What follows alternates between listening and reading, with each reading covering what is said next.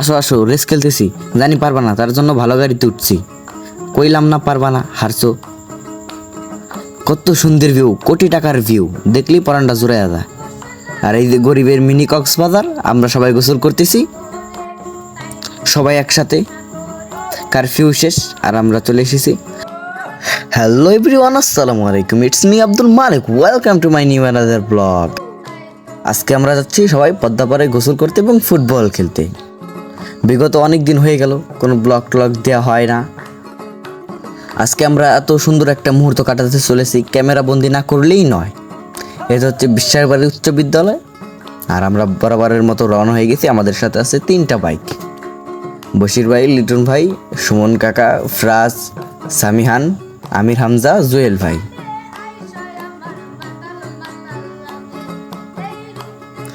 আমরা যাওয়ার পথে সবাই রেস খেলতেছিলাম, ফুর্তি করতেছিলাম, আনন্দ করতেছিলাম।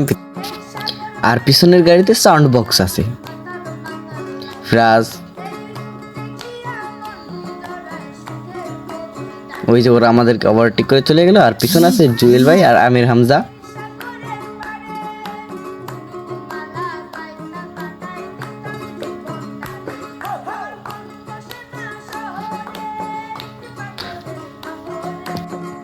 আসলে মনের ভিতরে অনেক খুশি খুশি লাগতেছিল, কারণ অনেক দিন পরে কোথাও যাচ্ছি, তো আবার পদ্মা পারে।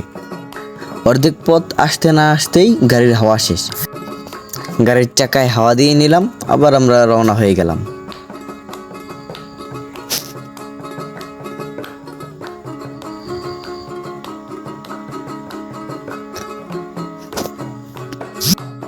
আসলে আপনি যত ঘুরবেন তত অভিজ্ঞতা অর্জন করবেন।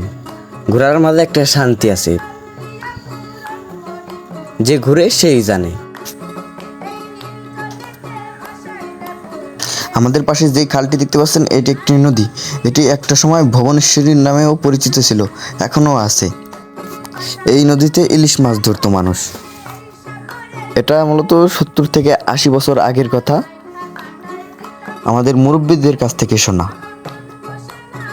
এই যে আমরা নদীর পাশে চলে এসেছি। ছোটবেলায় কবিতায় পড়েছি, আমাদের ছোট নদী একে বাঁকে চলে, বৈশাখ মাসে তার হাঁটু জল থাকে। পার হয়ে যায় গরু, পার হয় গাড়ি, দুই পার উঁচু তার, ঢালু তার পারি। এটা মূলত নিক্সন চৌধুরীর এলাকা, তার জন্য এই নদীর পার সুন্দর করে বাঁধা। এইখানে অনেক নদী ভাঙন হতো, তাই এমপি নিক্সন চৌধুরী 610 কোটি টাকা বিনিয়োগের মাধ্যমে এই নদীটি সংস্কার করে, নদী ভাঙন রোধ করে। আর এই যে আমরা চলে এসেছি, আর ওই যে আমাদের আরেকটা গাড়ি আসতেছে। আর এই যে মধ্যে আমরা ফুটবল খেলার মাঠ খুঁজে পেয়েছি, আর আমরা ফুটবল খেলা শুরুও করে দিয়েছি। টুকটাক প্র্যাকটিস চলতেছে আর কি। আর আমরা আমাদের খেলার সাথে হিসেবে এখানকার কিছু স্থানীয় লোকদেরকে নেই, আর আমাদের খেলা শুরু হয়ে গেছে। আর ওই যে আমি ঠাস করে বল্লাতে দিয়ে দিলাম। দুই পক্ষের প্লেয়ার ভাগাভাগি করা হবে এখন। এই যে আমরা ভাগাভাগি করে নিলাম, বিবাহিত অবিবাহিত।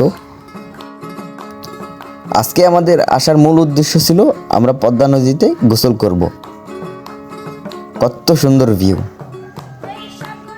এখন মূলত বর্ষার সিজন, কিন্তু এবার পানি কম হয়েছে।